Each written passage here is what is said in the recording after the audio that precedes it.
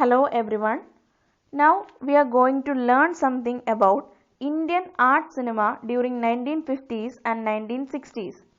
First of all, let us understand the historical background of India during 1950s and 60s. India was under the rule of Britain for almost 300 years and India became independent in 1947 and in 1950 we became a republic. So, the people of this age belong to a group who saw and experienced the hardships of Indian independence struggle.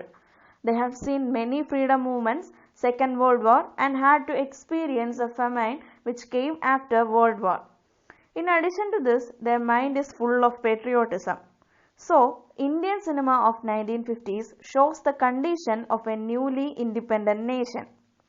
1950s is known as the golden age of Indian cinema. Even in the present age, the period from 1950 to 60 is considered as the finest period of Indian cinema. The directors of this period has influenced many later filmmakers. During this age, artistic cinema emerged. Satyajit Ray is the most famous filmmaker of this age. Actually, he began this type of cinema in India. His film Pather Panchali became the first Indian movie that was honored in 1956 Cannes Film Festival. Later, he made some sequels to Pather Panchali. They are Abarajido and Abur Sansar.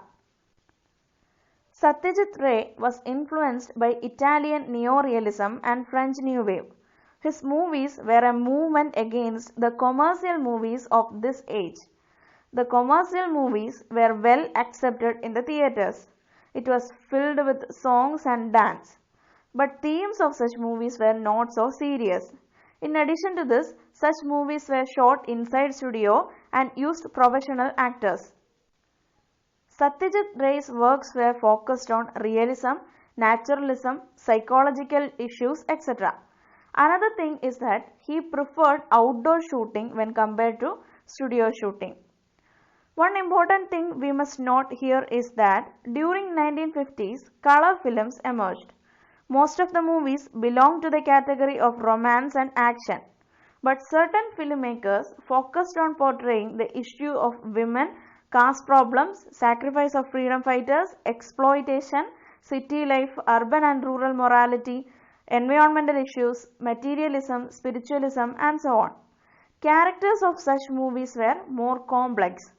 This type of movies, which discuss the issues faced by people of India, led to the birth of new wave or parallel cinema.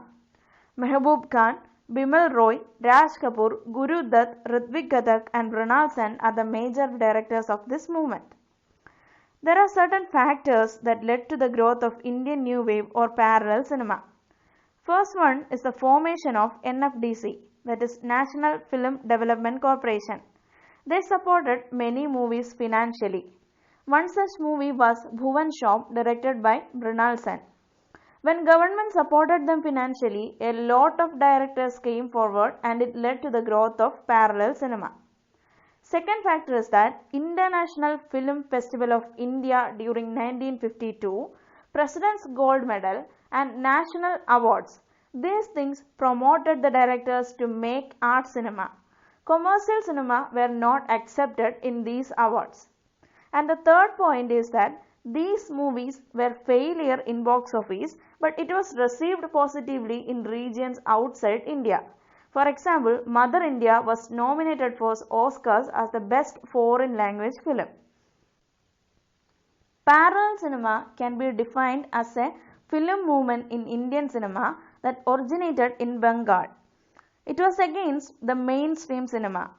This was followed by the new wave in 1960s and the directors belonging to this group, that is the directors belonging to the 1960s, strongly believed that film is the work of director.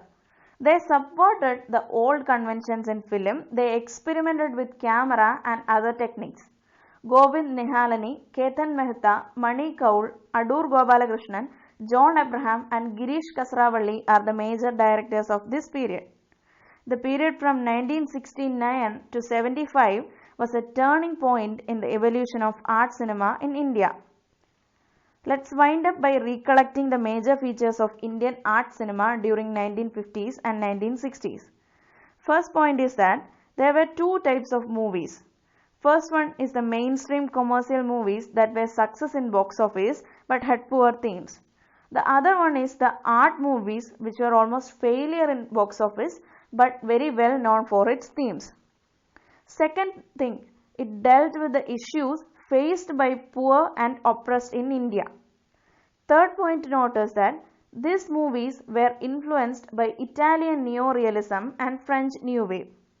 The fourth point to remember is that these movies, that is Indian New Wave and Parallel, began in Bengal with films of Satyajit Ray, Mrinal Sen, Bimal Roy, etc. And the fifth point, it received positive response from critics. Sixth point is that it was accepted in places other than India. The seventh point we have to remember is that these movies were promoted by government using NFDC, film festivals, national awards and so on. The final and the most important point we must remember is the directors believed in auteur theory and experimented with different techniques. Thank you.